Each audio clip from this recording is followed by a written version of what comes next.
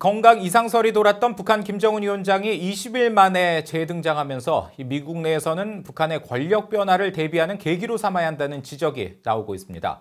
북한 지도자의 신병과 관련한 불확실성을 다시 한번 확인한 만큼 이 정보와 대비 체계 확충이 시급하다는 지적입니다. 조상진 기자의 보도입니다. 북한의 김정은 위원장이 지난 주말 3주 가까운 잠행을 깨고 공개 활동을 재개했지만 미국 워싱턴에서는 이를 북한 지도부의 안정성으로 받아들이기보다 어떠한 북한 권력 구도 변화에도 대처할 수 있는 면밀한 관찰과 비상사태 대비 계획이 시급하다는 지적이 잇따랐습니다. 2011년 12월 김정일 전 북한 국방위원장 사망 당시 한국에서 근무했던 제임스 서먼 전 주한미군 사령관은 VOA에 김정일 사망 당시에도 사망한 지 이틀이 지나서야 알게 됐다면서 북한 체제의 불안정성과 불확실성은 여전히 지속되고 있다고 우려했습니다. 그러면서 김정은의 건강 상태와 관련해 예기치 못한 상황에 대비한 경계를 게을리하지 않고 항상 준비해야 한다고 강조했습니다.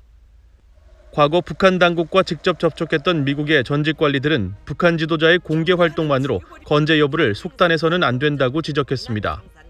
백악관 국가안보회의 선임 보좌관을 역임한 마이클 그린 전략국제문제연구소 아시아 담당 수석부소장은 김 위원장이 병적 비만 상태로 줄담배를 피우며 숨을 헐떡이며 걷는 것은 확실하다고 설명했습니다. 김 위원장의 재등장만으로 그의 건강 상태에 대한 의혹이 완전히 해소된 것은 아니며 의혹이 여전한 만큼 불확실성이 커질 것으로 보고 북한을 주시해야 한다고 밝혔습니다. 앞서 마이크 폼페오 국무장관은 김 위원장의 부재 상황을 가정한 미국의 대응 전략을 묻는 질문에 미국 정부가 북한의 상황을 면밀히 주시하며 대응해 나갈 것임을 시사한 바 있습니다. There's a lot of work to do on it. We're going to continue to focus on it. 이번 사태를 통해 북한 지도부의 동향을 파악할 수 있는 고급 정보 라인과 급변 사태를 대비한 구체적 비상 계획을 확충해야 한다는 목소리는 더 높아지고 있습니다.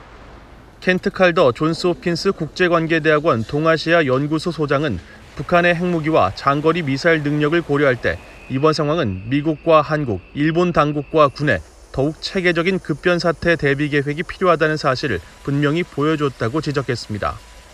그러면서 이번 경험을 통해 북한 권력 승계 시나리오 개발과 김씨 일가를 중심으로 한 정권 최고위층의 대인관계 네트워크를 이해해 실제 급변 사태 시 상황 파악과 변화에 가장 먼저 대응해야 한다고 강조했습니다.